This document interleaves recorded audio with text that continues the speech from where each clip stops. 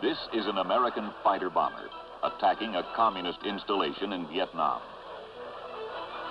Its firepower is accurate and deadly.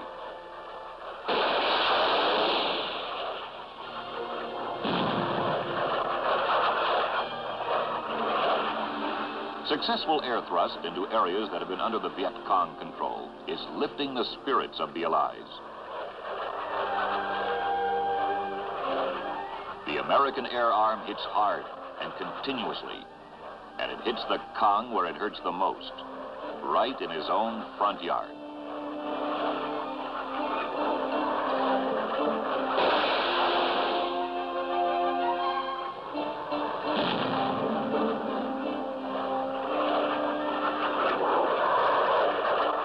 This fighter jet was designed for air support, capable of delivering bombs, rockets, and guided missiles.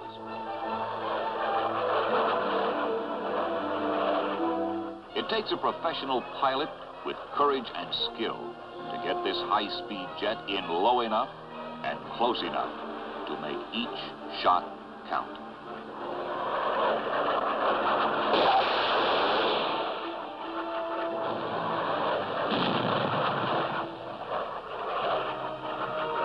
The jets have made direct hits and inflicted severe damage and destruction upon the enemy. Home for these Skyhawks could be the flight deck of a powerful Navy carrier at sea, or Da Nang with its permanent runways. Or it could be this unfinished Marine airstrip at Chu Lai, a flying field carved in 26 days out of an obscure beach in South Vietnam.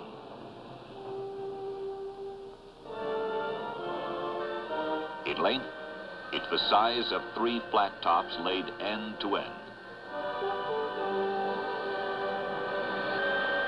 Even unfinished, it's fully operational. This field was built primarily for Marine support aircraft.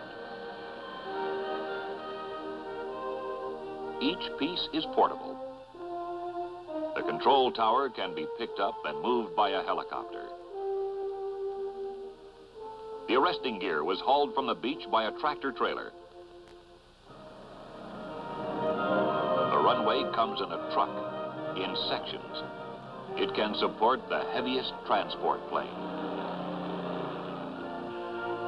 An instant airfield, built to accommodate more traffic than most stateside airports. But a month ago, there was no Chu Lai. Just sand, heat, more sand, and Marine determination to build an airfield. It all started here on this unnamed beach on the China Sea. For these Marines, it's just another landing, 10,000 miles from home. To them, this was nothing new, nothing different. They've been doing it opposed and unopposed for almost 200 years. This mission, seize and defend enough real estate to build an airfield. It sounds simple. It is, for professionals. The helicopter hasn't changed the idea behind the amphibious assault. It's just added a new dimension. Marines arrive in helicopters from Navy carriers at sea, sealing the approaches to the beachhead. The object? Find the Viet Cong, engage him, destroy him, or drive him off.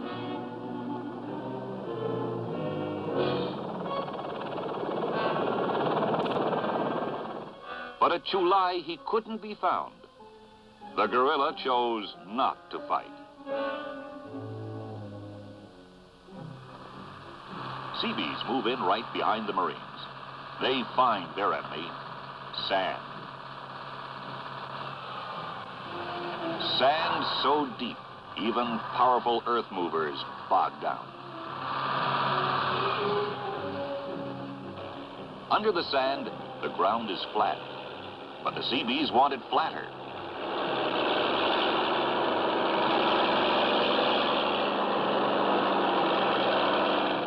For the matting, it comes in sections.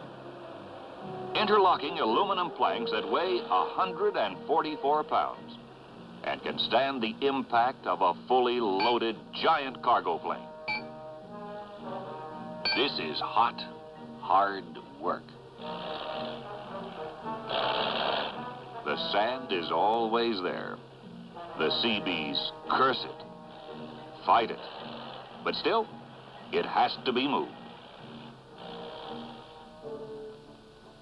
The entire area around the airfield has to be searched and patrolled. The Marines give themselves little rest. The Viet Cong can be allowed no sanctuary. For 2 years, this was his sanctuary. The Marines have to find him, root him out.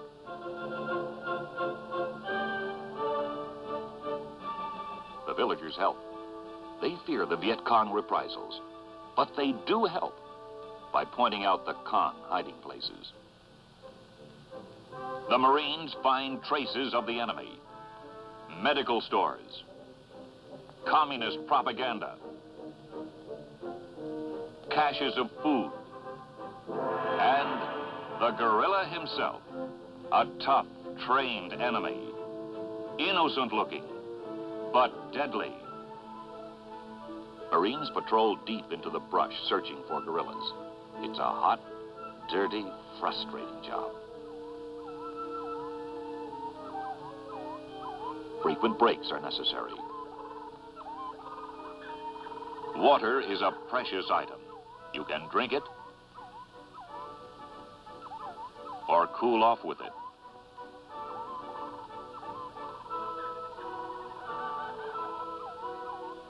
Each man carries his pantry on his back. And sometimes his meal is interrupted.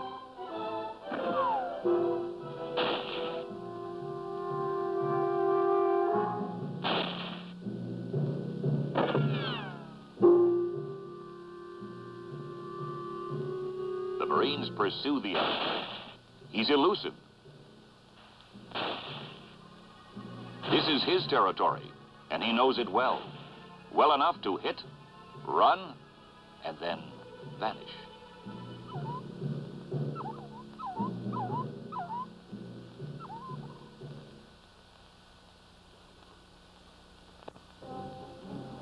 While the Marines hunt the Viet Cong, the airfield is growing. The Marines even give it a name. They call it Chu Lai. Sand hills vanish, and depressions are filled. Each interlocking panel is designed to fit perfectly into place. Almost. Hour by hour, the strip takes shape. It is now almost 3,500 feet long. In the days to follow, the Seabees will more than double its length. But a combat airfield needs more than a runway. It needs a mirror landing system and arresting gear, like that used on aircraft carriers. It needs refueling points, revetments to protect airplanes, a tank farm for fuel, complete to the last detail. Everything necessary is now in place, ready, waiting. The control tower is in radio contact with the incoming flight and has cleared it to land. Chu Lai's newest arrival, a fast, sleek Skyhawk, comes screaming in for a landing.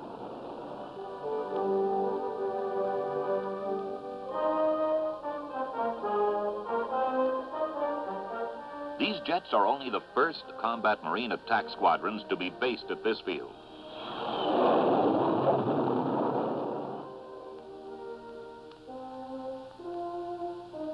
Four hours from now, these same jets will be launched for their first strike mission. in support of ground forces.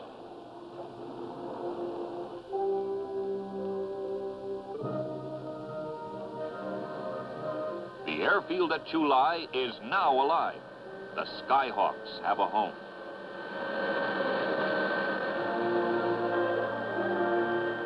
It is now the ground crew's turn to take over.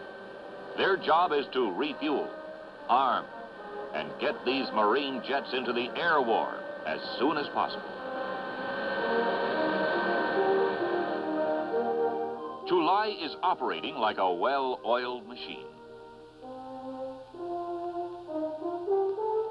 It hardly seems possible that this busy, portable combat airbase was landed, uncrated, and operating in just a matter of weeks.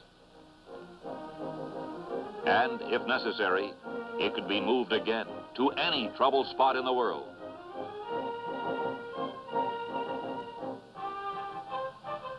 This combat airfield is hungry. Its enormous appetite consumes tons of supplies each day. Necessary supplies to sustain thousands of men and their machines.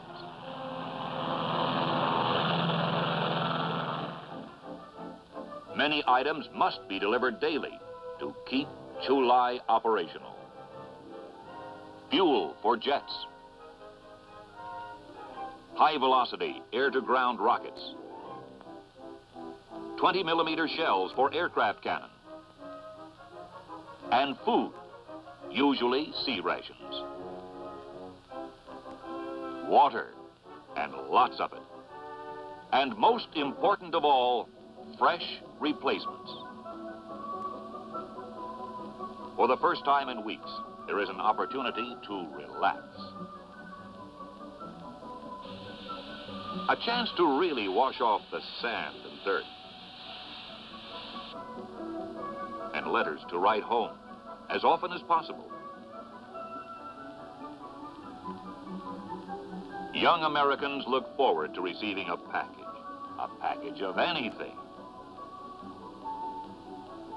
They convert their pay to money orders and send it home for another time, another place. Young Marines soon learn the value of seemingly trivial things. Clean socks, a haircut, clean teeth, and a shave. Around the perimeter, the patrols into the hills or deep into the hot jungles continue. Some dig in and wait, watchful, ready. At Chulai, they must endure the tropic heat and the discomfort of foxholes scratched in the sand. They call themselves pick and shovel architects, and the term fits. These men are all willing to face hardships and danger anywhere their country or corps sends them. As Americans, they are defending their right to live and believe as they choose. And they're pledged to defend the same right for others. Pledged to make good an American promise to the people of South Vietnam. A part of this promise stands here on the sands of Chulai, the result of American determination to build an airfield, sand and steel.